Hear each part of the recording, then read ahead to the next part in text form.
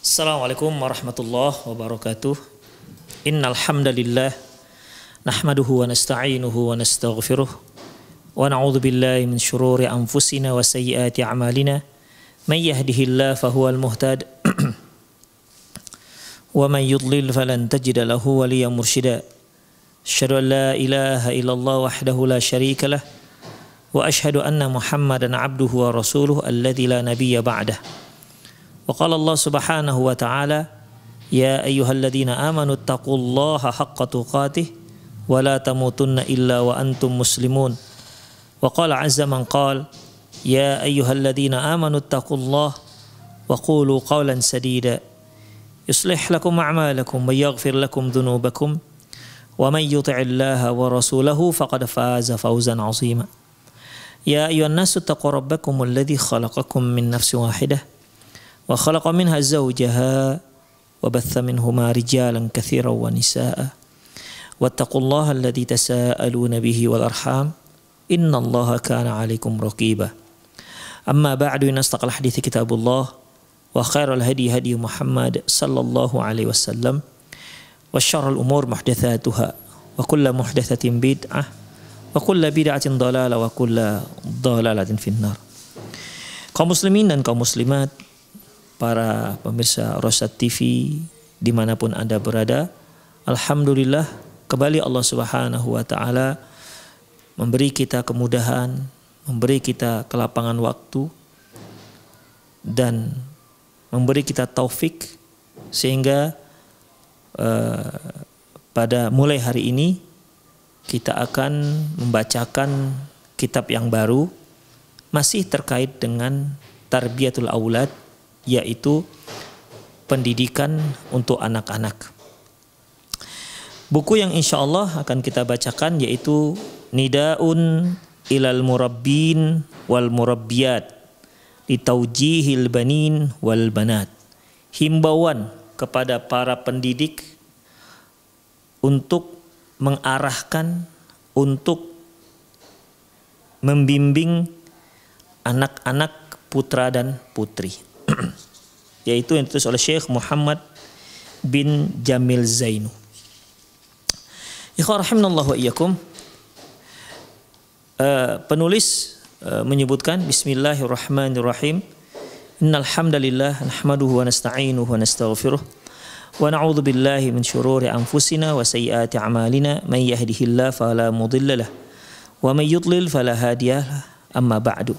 Asyhadu an la ilaha illallah wahdahu la syarika lah wa asyhadu anna Muhammadan 'abduhu wa rasuluh. Setelah penulis menyanjung Allah Subhanahu wa taala, kemudian bersahadat terhadap Rasulullah sallallahu mengucapkan kalimat syahadat, beliau mengatakan amma ba'du fa inna muhimmatal murabbi 'azimatun jiddan. Beliau mengatakan bahwasanya urgensi seorang pendidik itu sangat besar. Wa amaluhu min asyrafil a'mali idza atqanahu. Dan aktivitas ini merupakan aktivitas yang paling mulia idza atqanahu, jika dia menekuninya. Kemudian tidak hanya menekuni, wa akhlasa lillah ta'ala fi, dan ikhlas karena Allah Subhanahu wa ta'ala. Coba perhatikan ikhwah rahimanallahu wa iyyakum, di sini penulis menyebutkan dua hal, ya. Menyebutkan dua hal, yaitu seorang pendidik yang menekuni didikannya, yang menekuni aktivitasnya, dan ikhlas karena Allah Subhanahu wa ta'ala, maka dia mendapatkan nilai yang sangat mulia di sisi Allah Subhanahu wa ta'ala. Kegiatan belajar mengajar, ya, apalagi yang diajar adalah syariat Islam, apalagi yang diajar adalah Al-Quranul Karim, maka dia akan mendapatkan derajat yang tinggi di sisi Allah Subhanahu wa taala. Bukankah Rasulullah sallallahu alaihi wasallam mengatakan khairukum man ta'allamal Qur'an wa 'allamah. Sebaik-baik kalian, orang yang terbaik di antara kalian, yaitu yang belajar Al-Quran dan yang mengajarkannya. Sebab kalau kita mengajarkan Al-Quran, kita harus belajar terlebih dahulu. Kita nggak akan bisa mengajarkan Al-Quran kalau kita tak punya ilmu tentang Al-Quran. Faqidu syai' la yu'tih. Seorang yang tidak memiliki sesuatu, nggak mungkin dia memberikannya kepada orang lain karena dia sendiri tidak memilikinya. Ketika dia mengajarkan apa yang telah dia pelajari dan dia tekuni, dia ajarkan kepada kaum muslimin, dia ajarkan kepada umat manusia, dan dia satu hal lain, dan dia ikhlas karena Allah Subhanahu wa taala, maka dia orang yang paling mulia di sisi Allah Subhanahu wa taala. Bukan dikarenakan dunia, bukan dikarenakan mengharapkan sanjungan, bukan mengharapkan nilai-nilai materi duniawi misalnya, bukan, tapi ikhlas karena Allah, maka dia orang yang paling mulia di sisi Allah Subhanahu wa taala. Demikian ikhwah rahimanallahu wa iyyakum. Seorang pendidik adalah seorang yang paling mulia. Seorang pendidik di saat dia memberikan pelajaran, ketika dia hari-hari dia isi dengan mengajarkan ilmu, jika dia tekuni dan dia ikhlas karena Allah, dia adalah orang yang paling mulia. Kemudian warabba tullab at-tarbiyah al-islamiyyah as-sahihah. Dan dia mengajarkan, mendidik anak-anak, mendidik para pelajar tarbiyah Islamiyah yang benar. Wal murabbi wal murabbiyat, seorang pendidik baik laki maupun perempuan, yashmulu mudarrisa wal mudarrisata. Yang dikatakan pendidik itu mencakup baik guru laki-laki maupun guru perempuan. Wal muallimu wal muallima wal muallimata, apakah dia seorang ustadz atau ustazah. Wa yashmulul aba wal dan ini juga mencakup ayah dan bunda. Wa kullu man yar'al aulad, semua orang yang dia memperhatikan, yang dia bertanggung jawab terhadap anak-anaknya. Jadi di sini ikhwah ya, ketika penulis mengatakan nida ilal murabbin wal murabbiyat, himbauan, panggilan kepada para pendidik, di sini tujuannya itu, panggilan itu, himbauan itu tidak hanya pada guru. Ya, tidak hanya pada guru, tapi lebih ditujukan juga kepada orang yang paling bertanggung jawab terhadap anak-anak. Siapa itu? Orang tua si anak, wali si anak.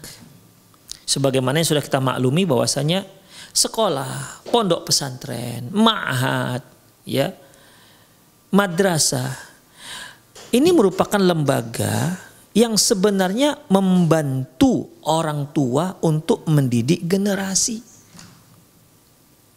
Demikian ikhwah, bukan tanggung jawab mereka sebenarnya.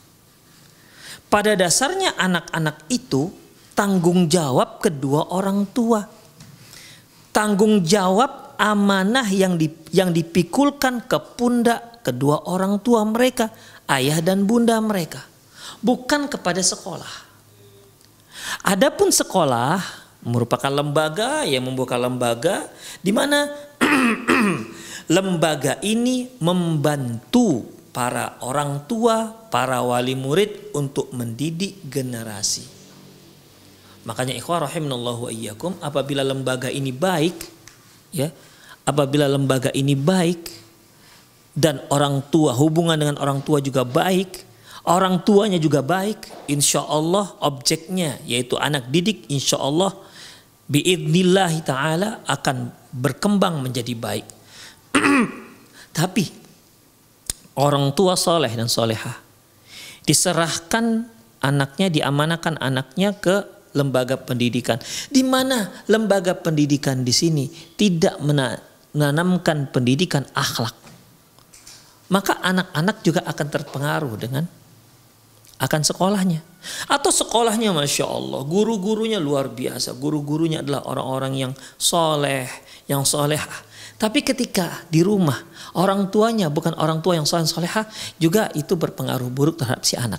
Makanya ikhwah, makanya yang namanya pendidik ya itu harus baik, yang soleh dan solehah.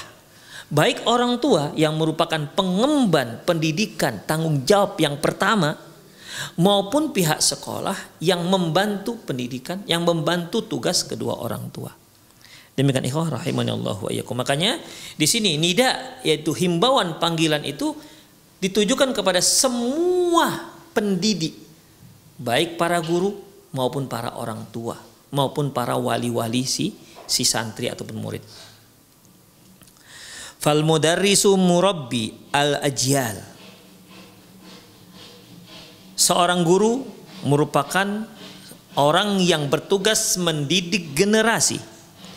Wa alaihi yatawaqqafu salahul mujtama' wal fasaduh. Dan baik dan buruknya sebuah masyarakat ini sangat kuat sekali hubungannya dengan sang guru.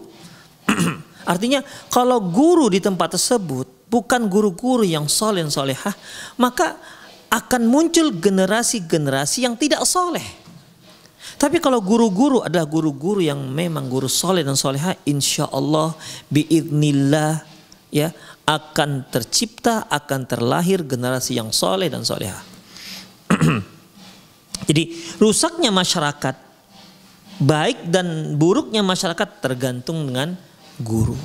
Baik ikhwah, kita tidak bicara masalah guru sekolah, semua guru, baik orang tua di rumah yang merupakan sebagai seorang guru yang inti maupun guru yang ada di sekolah yang merupakan tenaga pendidik pembantu.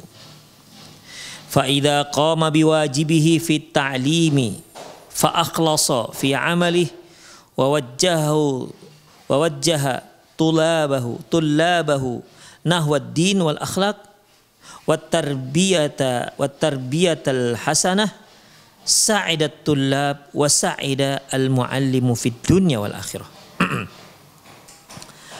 Apabila sang guru ya, apabila sang pendidik melaksanakan semua kewajiban-kewajibannya dalam mendidik anak-anak dan dia ikhlas dalam melaksanakannya, ikhlas karena Allah dalam melaksanakannya, dia hanya mengharapkan ridho dari Allah Subhanahu wa taala, dan dia mengarahkan anak-anaknya, mendidik anak-anak didiknya agar memiliki agama yang baik dan akhlak yang mulia, serta mendidik mereka dengan pendidikan yang baik, maka sa'idatul labu wa sa'ida al-muallimu fid dunya wal akhirah.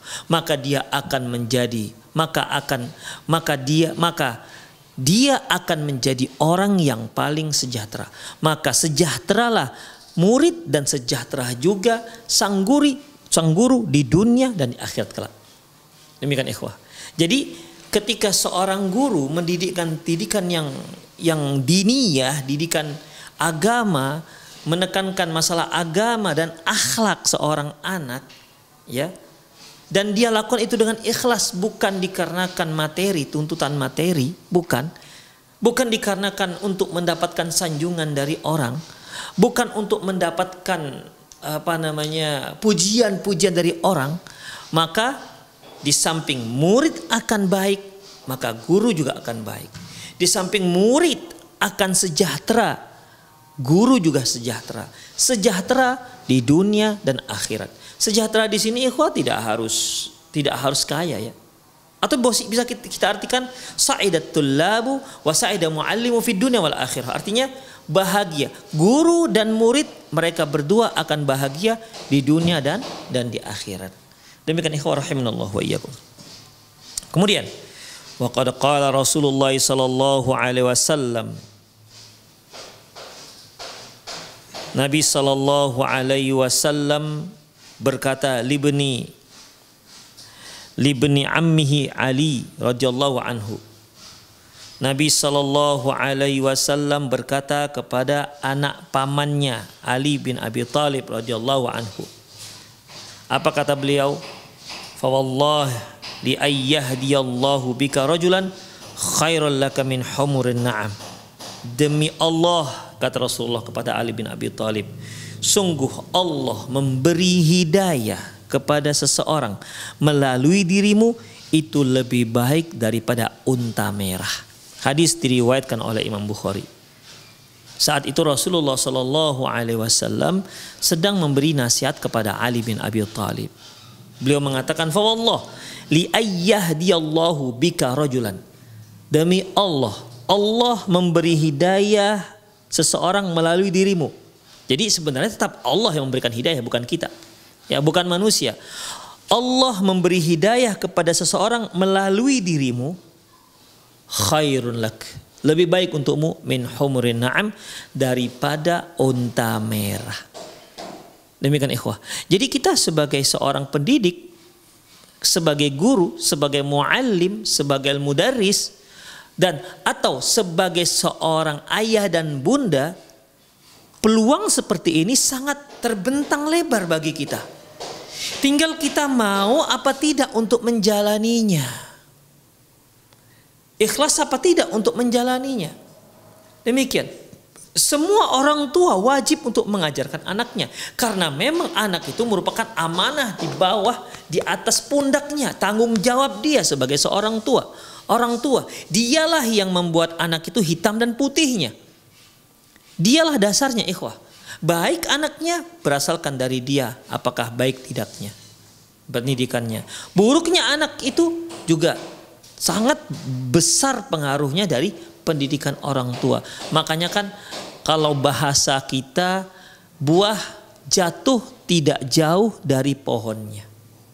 Buah jatuh tidak jauh dari pohonnya. Artinya kalau pohonnya, kalau kita ambillah permisalan, pohonnya pohon mangga, buahnya sangat wangi.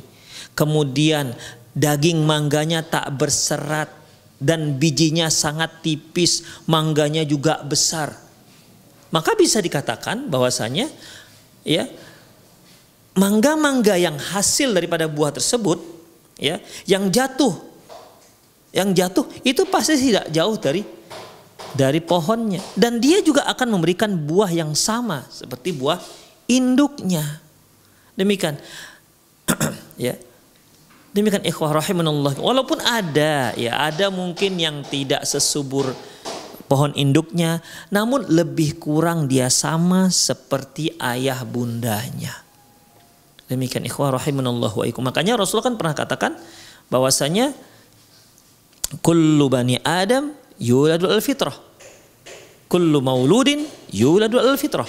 Setiap anak itu lahir dalam keadaan suci.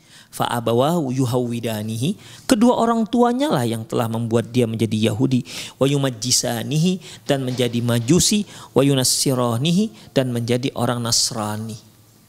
Demikian ikhwah.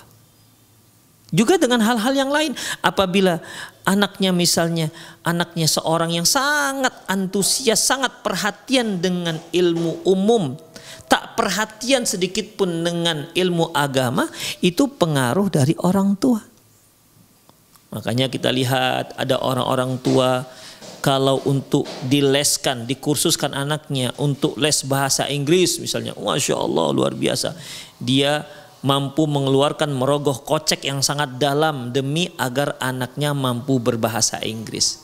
Tetapi kalau untuk supaya anaknya bisa membaca Al-Quran mahir misalnya, dia mengeluarkan uang ala kadarnya. Kalau dia untuk les bahasa Inggris 1 semester bisa jutaan. Kalau untuk belajar Al-Quran ya paling 25.000 1 bulan. Itu pun terkadang minta diskon.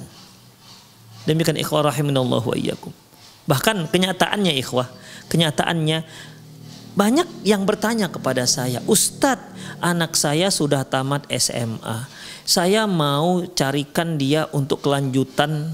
Saya ingin dia belajar agama untuk kelanjutan pendidikannya di S1.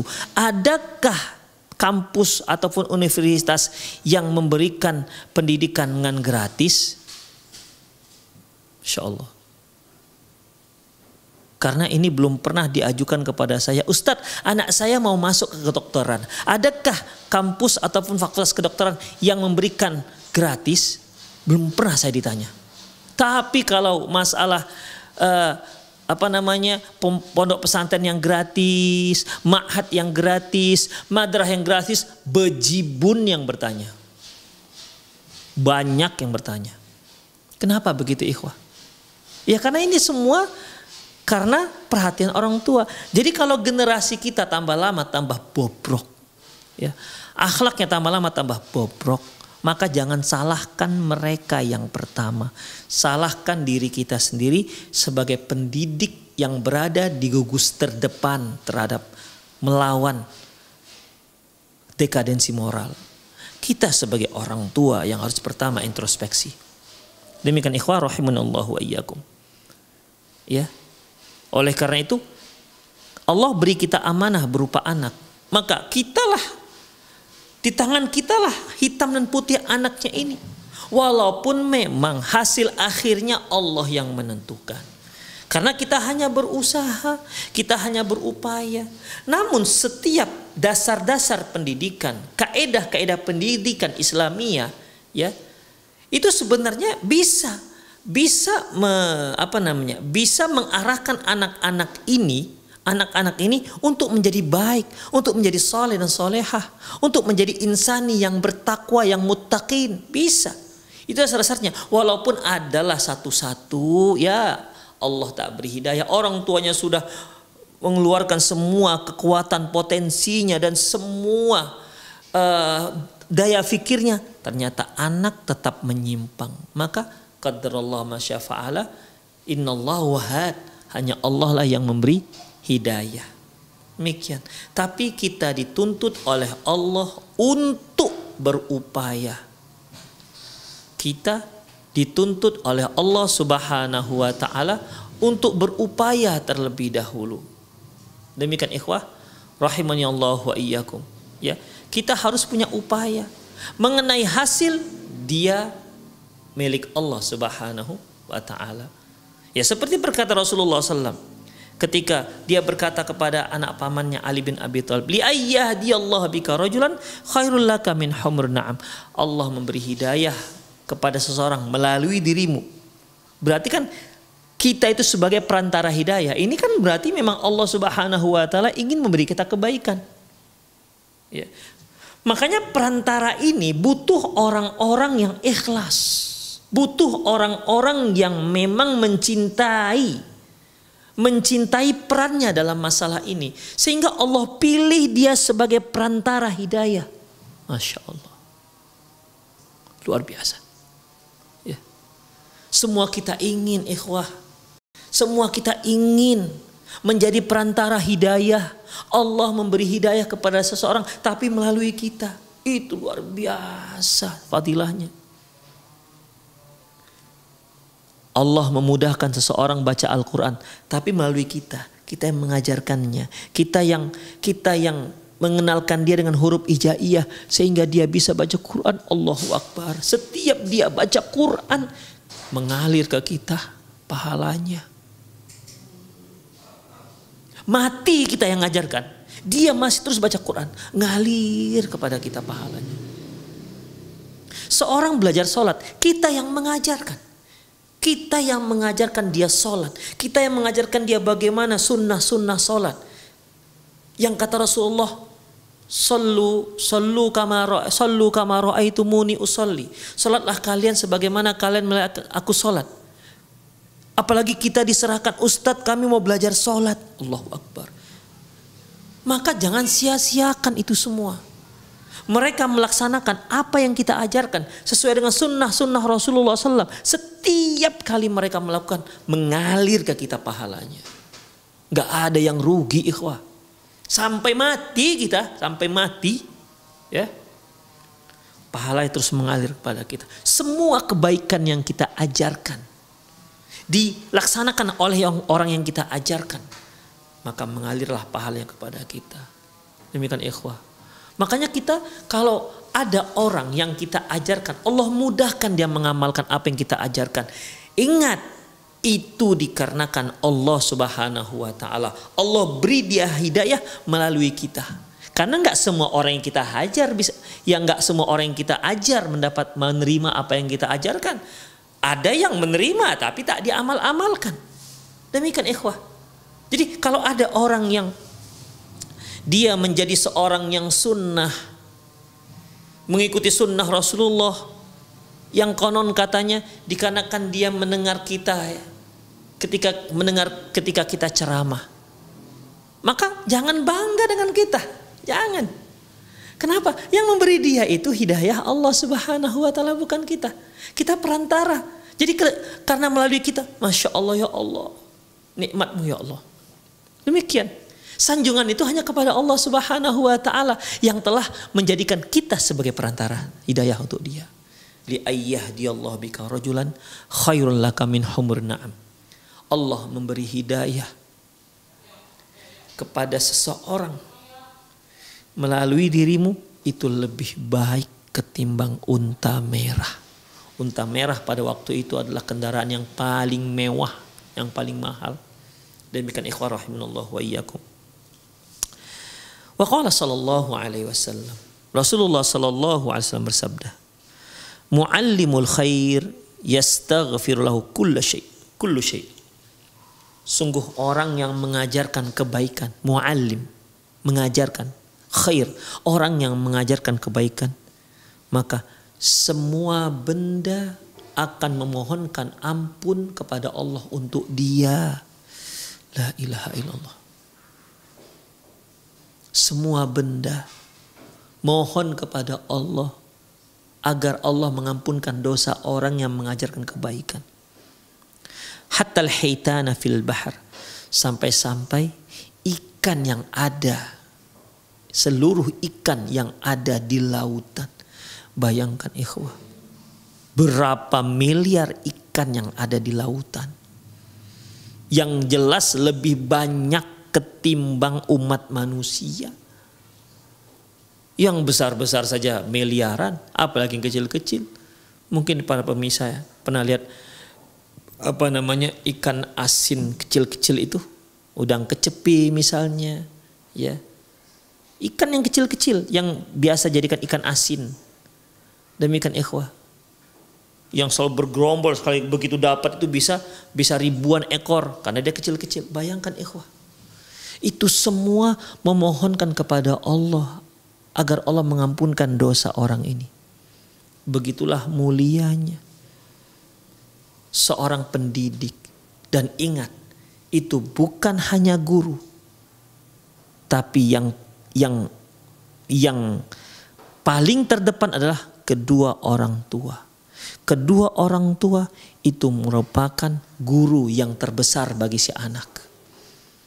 Bahkan seorang ibu disebut dengan madrasatul kubra. Ibu merupakan sekolah yang teragung bagi seorang anak. Makanya ibu yang baik, maka akan keluar alumni-alumni yang luar biasa dari madrasahnya.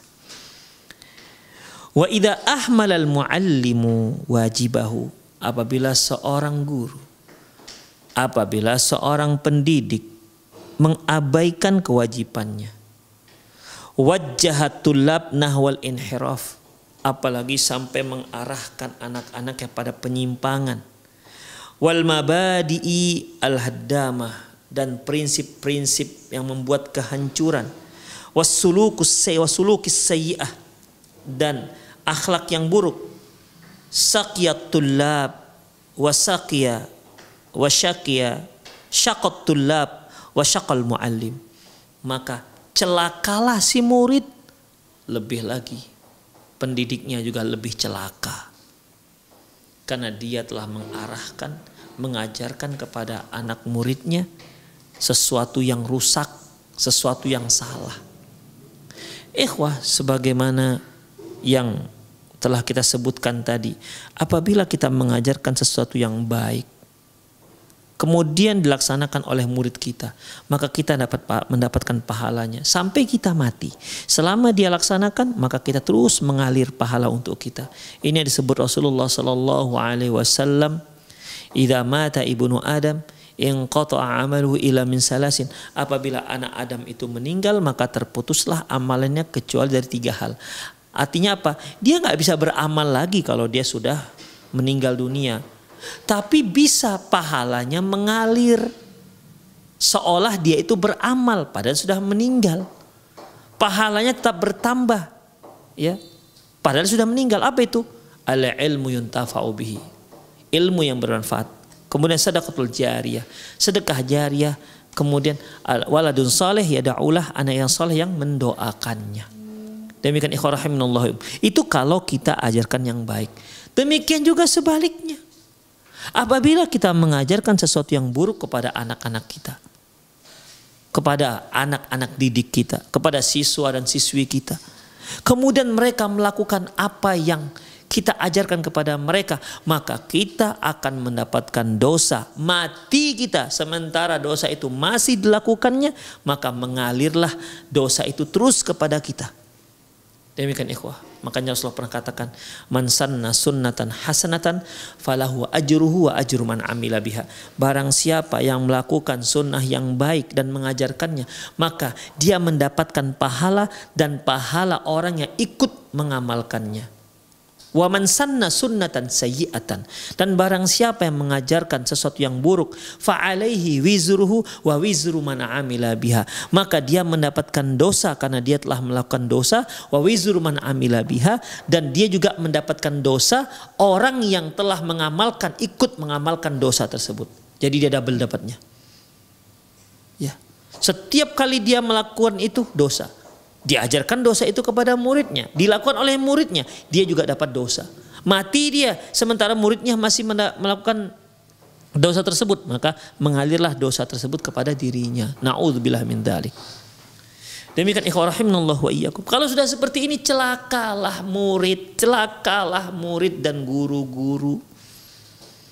Kenapa? Karena telah mempelajari prinsip-prinsip yang menyimpang. Wa kana al-wizru fi nakhi, dan dosa tersebut ada di pundak si muallim. Wa huwa mas'ulun amamallahi ta'ala, dan dia nanti akan dimintai pertanggungjawabannya di hadapan Allah Subhanahu wa taala. Liqauli Rasulullah sallallahu alaihi wasallam. Hal ini berdasarkan sabda Rasulullah sallam, kullukum ra'in. Setiap kalian itu ra'in, pengembala. Wa kullukum mas'ulun an ra'iyatih, dan semua kalian akan mempertanggungjawabkan semua apa yang dia gembalai. Maksudnya apa ikhwah? Maksudnya di sini yaitu semua kita itu pemimpin. Sebagaimana seorang yang diamanahi untuk menggembalakan kambing, ya, untuk mengembalakan kambing. Misalnya saya punya kambing, saya tunjuk satu orang, ini saya punya 10 kambing, tolong digembalakan, diangonin. Maka orang itu ketika dikatakan iya saya akan angonin, maka dia bertanggung jawab terhadap 10 ekor kambing. Mati 1 ekor kambing, maka dia bertanggung jawab. Kenapa ini sampai mati? Demikian ikhwah. Kullukum ra'in. Semua kita itu pemimpin. Semua kita itu pengembala. Walaupun dia seorang yang belum menikah, dia juga pemimpin. Dia memimpin dirinya sendiri. Demikian ikhwah. Jadi pemimpin itu tidak harus bertanggung jawab terhadap orang lain. Ada pemimpin-pemimpin dia nggak punya tanggung jawab terhadap orang lain, tapi dia punya tanggung jawab terhadap dirinya sendiri. Ya seperti seorang yang sebelum menikah misalnya. Ya, seorang yang belum menikah, dia mempertanggungjawabkan dirinya sendiri. Allah Subhanahu wa taala memberi kita nikmat, memberi kita mata, memberi kita telinga, memberi kita hidung, memberi kita kedua tangan, memberi kita 2 kaki. Itu semua akan dipertanggungjawabkan. Karena semua anggota badan kita ini merupakan nikmat dari Allah Subhanahu wa taala. Allah berfirman, "La tus'alunna yauma idzin 'anin na'im." Kalian pasti akan ditanya atas nikmat yang telah Allah berikan kepada kalian, dipertanggungjawabkan di hadapan Allah Subhanahu wa taala. Makanya kan Allah mengatakan dalam surat Yasin, al-yawma nakhtimu ala afwahihim, hari ini akan kami bungkam mulutnya, wa tukallimuna aydihim wa arjulahum bima kanu yaksibun, dan akan berbicara tangan dan kaki mereka. Tangan mereka akan bicara, kaki mereka akan memberikan saksi bima kanu yaksibun, akan apa yang pernah dia lakukan. Karena ini pinjaman, Allah meminjamkan kita tangan, Allah meminjamkan kita kaki, Allah meminjamkan kita mata, pendengaran. Inna sam'a wal basar wal fuad kullu ulaika kana anhu mas'ula. Sesungguhnya pendengaran dan penglihatan dan hati itu akan dipertanggungjawabkan di hadapan Allah Subhanahu wa taala. Demikian. Itu orang yang belum menikah. Ada orang yang belum menikah tapi dia sudah diberi sebuah tanggung jawab. Misalnya jaga kedai. Menjaga kedai. Maka dia harus bertanggung jawab terhadap kedai tersebut. Kalau dia mengkhianati yang punya kedai, maka dia akan mendapat beban nanti di hari akhirat dari Allah Subhanahu wa taala. Kullukum ra'in. Semua kalian itu pemimpin. Wa kullukum mas'ulun an ra'iyatihi. Semua kalian akan dimintai pertanggungjawaban terhadap apa yang kalian pimpin. Seorang suami ya akan dimintai pertanggungjawaban terhadap keluarganya, terhadap istrinya, terhadap anak-anaknya. Apa yang telah dia didik untuk anak dan istrinya. Demikian ikhwah. Makanya Allah katakan ku anfusakum wa ahlikum nar. Selamatkan dirimu dan anak-anakmu dari api neraka. Seorang suami itu pemimpin. Dia punya istri satu, anak satu. Dia mempertanggungjawabkan di hadapan Allah nanti istri yang satu dan anak yang satu. Oh, dia nambah anaknya menjadi 5. Maka kelima-limanya itu akan dia pertanggungjawabkan di hadapan Allah Subhanahu wa taala. 10 anaknya, 10-10-nya itu akan dipertanggungjawabkan di hadapan Allah Subhanahu wa taala. Oh, istrinya bertambah menjadi 2. 2 istri itu akan dipertanggungjawabkan di hadapan Allah Subhanahu wa taala. Makanya ikhwah, semakin banyak istri seseorang, semakin banyak anak seseorang, maka pertanggungjawabannya juga akan semakin berat. Apabila sukses dia memimpin, maka dia akan lebih dekat dengan surganya Allah Subhanahu wa taala. Dia punya istri 2, dia bisa memimpin istrinya, kedua orang istrinya. Dia punya anak 6 atau 10, dia mampu memanajemen anaknya sehingga mereka menjadi anak-anak yang saleh salehah, maka dia akan lebih mudah untuk masuk ke dalam surga ketimbang seorang yang bisa memimpin hanya 1 orang istri atau 1 orang anak. Karena pahalanya sedikit. Demikian ikhwah. Tapi resiko ya tentunya al jaza ma'al jinsil amal. Ganjaran itu sesuai dengan seberapa berat amalannya. Demikian ikhwah rahimanallah wa iyyakum.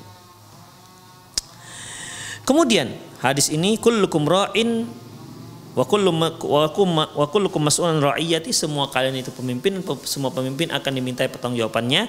Hadis diriwayatkan oleh Imam Bukhari Muslim. Wal muallimu ra'in fi madrasatihi. Seorang guru merupakan pemimpin di madrasahnya, di sekolahnya. Wa huwa mas'ulun an ra'iyati, dan dia akan dimintai pertanggungjawaban atas madrasahnya, atas murid-muridnya. Waliyakun islahuka li nafsika ayyuhal murabbi wal muallimu qabla kulli syai'. Sebelum kamu mengajar, sebelum kamu mengajarkan sesuatu kepada siapapun, kepada anak muridmu, maka hendaklah yang pertama sekali yang engkau ajarkan adalah dirimu sendiri. Itu yang pertama. Anda seorang guru, Anda ingin mendidik anak-anak Anda agar menjadi seorang insani yang soleh dan solehah.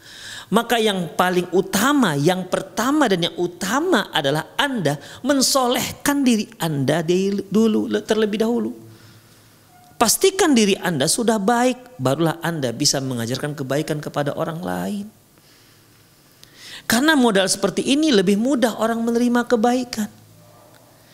Ketika kita mengajarkan seseorang untuk sopan santun dengan kedua orang tua, ya, berbakti dengan kedua orang tua. Kita sebagai muallim, kita sebagai guru, kitalah orang yang terdepan yang berbuat baik kepada orang tua kita, yang berbakti kepada kedua orang tua kita, sehingga ketika kita mengajarkan kepada murid-murid kita agar berbakti kepada orang tua, dia lihat kita berbakti kepada orang tua kita, Masya Allah, itu akan lebih mudah mereka untuk ikut mengcopy paste apa yang kita lakukan.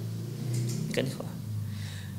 Lebih dekat lagi, kita mengajarkan kepada anak-anak kita, nak, kamu harus berbakti kepada orang tuamu, jangan melawan, bersikap lembutlah, bersikap sopan santunlah. Si anak gak akan bisa terima sebelum kita sendiri sebelum dia melihat kita langsung juga berbakti kepada kedua orang tua kita, bersikap lembut kepada orang tua kita. Lantas bagaimana si anak bisa bersikap sopan santun kepada kita sementara kita kasar kepada kedua orang tua kita? Na'udzubillah min dzalik. Gak akan bisa, ikhwah. Ya. Ketika kita ajarkan walau pada mereka sopan santun dan bakti kepada orang tua, dia melihat kita tidak berbakti kepada orang tua kita, minimal kalaupun dia nggak bisa menyela artinya ngomong alah ayah saja nggak bisa, mungkin minimal dia diam, dalam hati baru dia menggerutu, pak bapak saja kasar dengan kakek. Demikian ikhwah. Makanya liyakun islahuka linafsika ayyuhal murabbi wal muallim qabla kulli syai. Wahai para pendidik, hendaklah pertama sekali sebelum kamu mengajarkan kepada orang lain kesolehan, kamu solehkan dirimu terlebih dahulu. Supaya apa yang kamu ajarkan lebih mudah diterima oleh orang lain. Fal hasanu indal auladi ma fa'alta. Karena sesungguhnya yang baik di mata anak-anak adalah apa yang kamu kerjakan. Wal qabihu indat tullabi ma tarakta. Dan yang buruk menurut murid-murid adalah apa yang kamu tinggalkan. Jadi dia melihat apa yang kita lakukan. Dia memperhatikan tingkah laku kita. Dia memperhatikan ketaatan kita dalam beribadah kepada Allah Subhanahu wa taala. Dia memperhatikan bagaimana kesungguhan kita dalam mengajarkan mereka. Itu diperhatikan oleh anak-anak. Dan anak-anak bisa merasakan, ikhwah, kita itu mengajar karena beban atau tidak. Anak-anak bisa merasakan kita itu mengajarkan mereka itu memang ikhlas dengan kasih sayang apakah tidak. Tahulah mereka bisa rasakan, ikhwah. Ketika kita ajarkan sesuatu dari hati kita, ikhwah, sesuatu yang munculnya dari hati akan masuk ke hati. Demikian dari hati ya, bukan dari acting. Ya, karena orang bisa saja acting ketika dia ngajarkan, kemudian dia menangis tersudu-sudu, padahal dia nggak menangis. Ya, nggak akan ada pengaruhnya. Walaupun mungkin murid-murid ataupun para mada'u yang ikut menangis ketika melihat kita menangis, memberikan ceramah kita menangis, ya sampai situ saja nangisnya, nggak ada kesan. Kita kan ingin setiap apa yang kita ajarkan diamalkan. Pengamalan mereka itulah yang kita inginkan, bukan ikut-ikutan nangis di majelis, bukan. Untuk apa gunanya dia ikut-ikut majelis sementara di luar tidak mengamalkan apa yang kita sampaikan? Kenapa ikhwah? Kembali kepada yang tadi, li ayyahdiyallahu bika rajulan khairul laka min humur na'am. Allah memberi hidayah pada seorang melalui dirimu itu lebih baik ketimbang unta merah. Demikian ikhwah. Dan Allah kan tahu siapa diri kita. Allah tahu siapa diri kita. Makanya kalau Allah melihat diri kita baik, Allah akan jadikan kita perantara hidayahnya. Demikian ikhwah rahimanallah wa iyyakum. Selanjutnya wa inna husna suluki al murabbi wal muallimi wal muallimati wal abi afdalu tarbiyata lahum. Karena sesungguhnya akhlak seorang pendidik, akhlak seorang guru, akhlak ayah itu merupakan pendidikan yang terbaik untuk anak-anak. Artinya seperti dakwah bil hal, ya. Kita memperlihatkan kepada mereka bagaimana taat kepada Allah. Kita perlihatkan kepada mereka bagaimana bertutur kata dengan lemah lembut. Kita ajarkan, kita perlihatkan kepada mereka bagaimana kita itu sayang kepada mereka. Bagaimana cara menyayangi orang lain. Kita ajarkan, kita perlihatkan kepada mereka. Kita ajarkan kepada mereka dengan cara kita orang yang pertama yang mementingkan kepentingan orang lain ketimbang kepentingan pribadi. Anak-anak akan menirunya, insya Allah. Demikian ikhwah rahimani Allah wa iyyakum. Wa qad katabtu hadzal nida ila ikhwanil muallimin wa akhwatil muallimat. Sungguh himbauan ini aku tulis, aku rangkai untuk teman-temanku guru laki maupun perempuan, liyastafidu minha fi ilmihim ba'da khibratin fit ta'limi istamarrat arba'ina aman, dengan harapan semoga bermanfaat, ya. Semoga untayan apa yang aku tulis ini bermanfaat untuk ilmu mereka, di mana ini aku tuliskan melalui pengalamanku dalam mengajar selama 40 tahun. Ya. Ini pengalaman, buku yang aku tulis ini merupakan hasil dari pengalamanku mengajar selama 40 tahun. Liya'rifu kaifa yakunu muallimina najihin, agar para guru-guru yang lain bisa mengetahui bagaimana cara menjadi pendidik yang sukses. Wallahu as'alu ayyanfa bihal muslimin. Aku berharap kepada Allah semoga buku ini bermanfaat untuk orang muslim, wa yaj'aluha khalisatan liwajhihil karim, dan menjadikannya sebagai amalan yang ikhlas karena untuknya. Demikian ikhwah rahimani Allah wa iyyakum. Taib, itu saja untuk untuk sore hari ini, ya, sebagai muqaddimah bahwasanya buku ini insya Allah cukup bagus, ya, cukup sistematis dalam memberikan kaedah-kaedah dalam mengajar ataupun mendidik anak-anak, baik kita sebagai orang tua maupun kita sebagai guru untuk murid-murid kita. Demikian para ikhwah, semoga bermanfaat. Insyaallah ikutilah terus kajian kita ini, yaitu nidaun ilal murabbin wal murabbiyat, himbauan ataupun panggilan kepada para pendidik, guru-guru baik laki maupun perempuan. Demikian ikhwah, semoga bermanfaat. Aku qouli hadza wa astaghfirullah li wa lakum wa lisal muslimin innahu wal ghafurur rahim. Bagi para pemirsa yang ingin bertanya, Anda boleh langsung, ya, bertanya melalui via telepon. Anda bisa call langsung melalui nomor yang sudah tertera di pesawat televisi Anda, atau boleh juga Anda kirimkan pertanyaan melalui via WhatsApp dengan nomor yang sama. Demikian. Silakan, kita menunggu pertanyaan para pemirsa sekalian. Semoga pertanyaan yang diajukan bermanfaat untuk kami sebagai pengajar, juga bermanfaat untuk para pendengar yang mendengar jawaban-jawabannya. Insya Allah.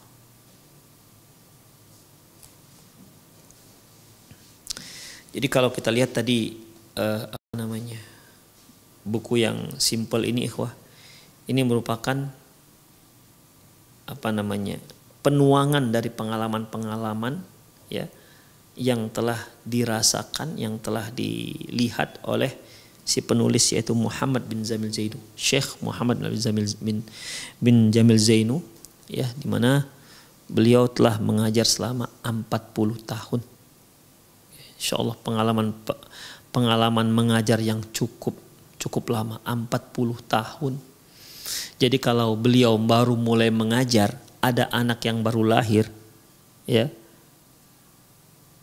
selama 40 tahun dia mengajar. Ini anak yang baru lahir ini sudah usia 40 tahun. Sudah dewasa, mungkin sudah punya anak sekian mungkin. Jadi cukup lama, ya, pengalamannya.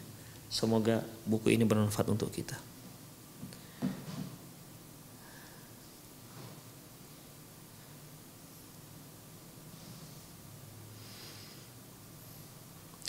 Assalamualaikum Ustaz, saya mau bertanya, anak saya janda, anak satu, sekarang dekat sama laki-laki yang lebih muda. Tapi saya tidak merestuinya. Mereka juga nekat suka jalan bareng. Saya juga sering menasihati tapi tidak didengar. Apakah saya ikut sebagai orang tua ikut berdosa? Ikhwah rahimanallahu wa iyyakum.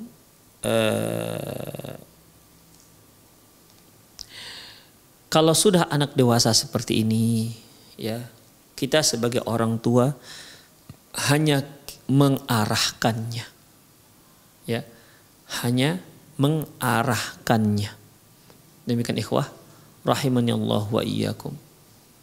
Kita memberikan nasihat, memberikan arahan, memberikan pendapat kita kepada mereka. Kalau kita lihat calonnya itu kurang baik, maka kita katakan kurang baik. Tentunya penilaian baik dan tidaknya ini bukan dikarenakan sentimen. Karena bisa saja orang tua tidak merestui karena apa? Karena calon anaknya ya yang lebih muda, mungkin karena miskin, bisa. Ya. Karena yang bisa menilai secara objektif tidak baik dan tidak baiknya seseorang itu hanyalah orang yang punya ilmu. Hanyalah orang yang orientasinya adalah agama, bukan dunia. Demikian ikhwah. Jadi kita sebagai orang tua, apakah kita tidak merestuinya dikarenakan masalah dunia yang kurang bagi si laki-laki, atau karena memang akhiratnya yang kurang? Mungkin karena nggak sholat, atau dikarenakan merokok dan lain-lainnya. Yang mana? Makanya kita sebagai orang tua juga harus objektif dalam menilai seseorang baik dan buruknya.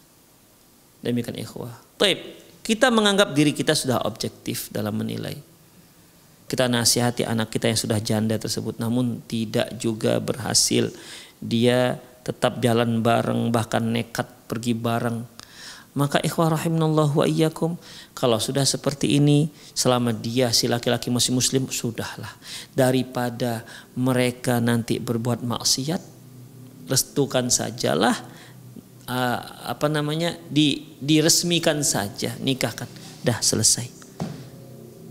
Setelah itu kita katakan, kita akan nikahkan, kita katakan, nak, ini pilihanmu, nak, ini pilihanmu, ya, yang sebenarnya bapak tidak setuju, tapi karena kamu bersikeras, ya sudah, kamu yang akan berumah tangga, bukan bapak.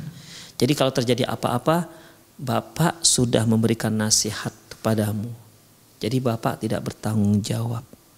Demikian. Gimana? Mau? Ya udah, nikahkan. Daripada nanti tak bareng jalan, bareng pergi jalan, kemudian akhirnya mereka melakukan hal-hal yang tidak diinginkan. Beda ikhwah, seorang yang masih gadis dengan seorang yang masih lajang ketika mereka pacaran, dengan yang sudah janda, dengan yang sudah duda. Mereka ini sudah merasakan bagaimana nikmatnya hubungan badan. Jadi mereka ingin mengulangkan kembali, apalagi mereka sudah lama libur tidak melakukannya. Mungkin sudah setengah tahun, atau mungkin sudah 2 tahun, atau hingga 3 tahun.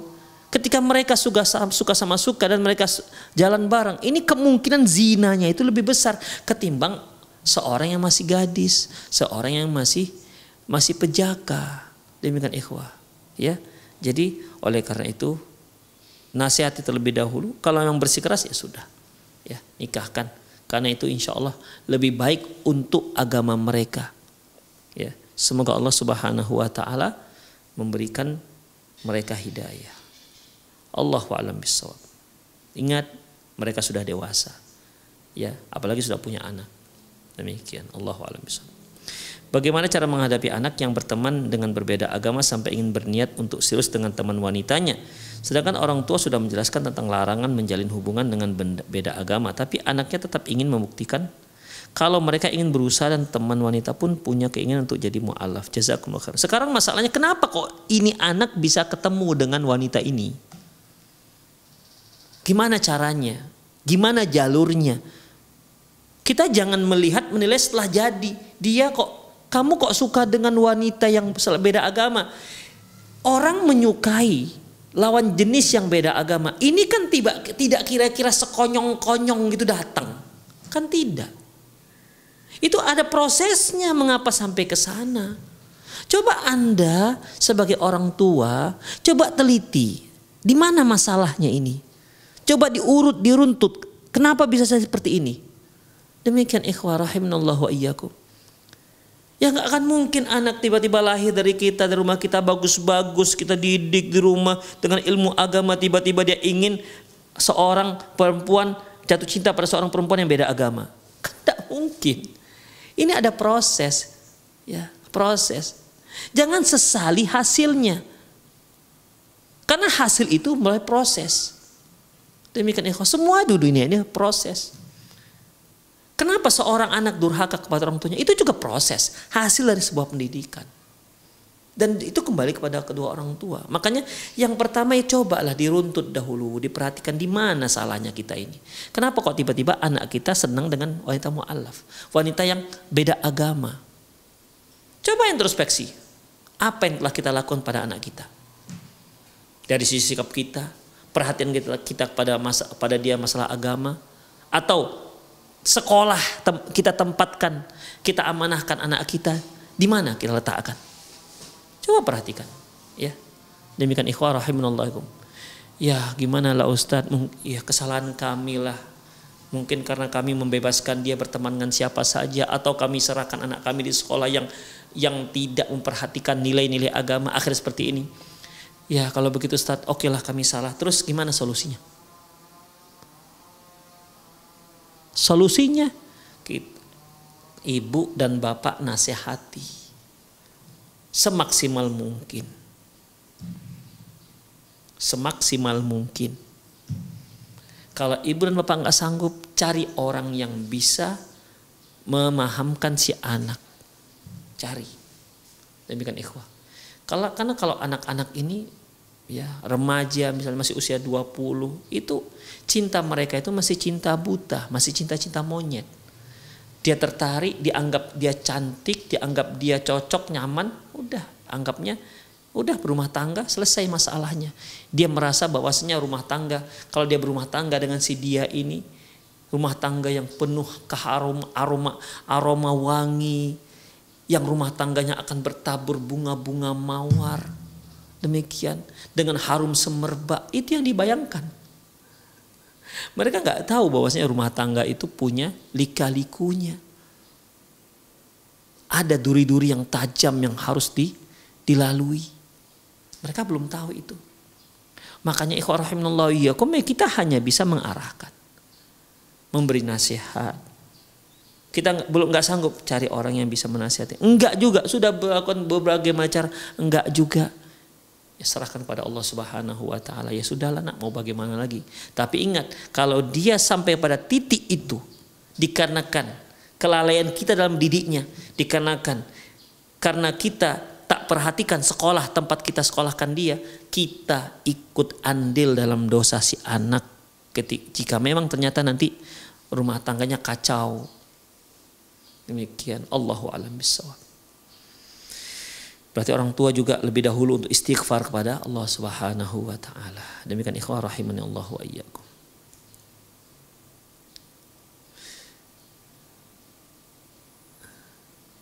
Assalamualaikum Ustaz, apakah boleh kita sebagai orang tua memberi masukan atau kritikan kepada pondok pendidik ustadz di pondok pesantren dalam masalah muamalah, walaupun dalam masalah kualitas pendidikan pondok pondok, karena orang tua melihat banyak ketidaksesuaian yang dijanjikan pondok tersebut. Boleh ya. Ya saya kira setiap pondok itu menerima yang namanya masukan-masukan, tapi ingat harus melalui jalur yang telah ditentukan oleh pondok pesantren. Jangan kita langsung kita lihat ada guru yang nggak pandai misalnya dalam memberikan pelajaran. Jangan kita panggil, Pak sini Pak, Bapak kok begini cara. Jangan mengkritik langsung kepada sang guru. Sebab efeknya nanti dia tidak senang kepada kita, nanti efeknya juga kepada anak kita yang kita sekolahkan di sana. Makanya tempuhlah jalur yang telah ditentukan oleh pondok. Demikian ikhwah rahimanallahu wa iyyakum. Ya, misalnya pondok mengatakan kritik dan saran bisa ditujukan kemari misalnya. Coba lihat. Ya. Mungkin pondok punya mekanisme dalam jalur pengkritikan dan masukan-masukan dan saran-saran. Coba perhatikan. Ikutilah jalur yang telah ditentukan pondok. Jangan kita main sendiri. Ya, karena hal itu akan membuat pondok tidak suka dengan kita. Demikian ikhwah rahimanallahu. Jadi intinya nggak apa-apa. Kita sebagai wali santri, kita mengkritik seorang guru, kita mengkritik masalah manajemen pondok, kita memberi masukan agar diperbaiki aturan pondok, boleh silahkan ya, tapi ikuti jalur yang telah ditentukan oleh pondok pesantren tersebut. Demikian ikhwah rahimani Allah wa iyyakum. Taib ikhwah, itu saja kajian kita pada sore hari ini. Semoga apa yang telah kita bahas bermanfaat. Insyaallah besok kita akan lanjutkan kembali pembacaan buku Nidaun ilal murabbin wal murabbiyat. Semoga Allah memberi kita kemudahan dan memberi kita hidayah dan inayahnya dan tetap istiqomah di atas sunnah Rasulullah sallallahu alaihi wasallam. Demikian aku qouli hadza wa astaghfirullah li wa lakum wa lisal muslimin innahu wal ghafurur rahim. Kita akhiri dengan doa kafatul majlis. Subhanakallahumma wa bihamdik asyhadu an la ilaha illa anta astaghfiruka wa atubu ilaik wa akhiru da'wana alhamdulillahi rabbil alamin. Assalamualaikum warahmatullahi wabarakatuh.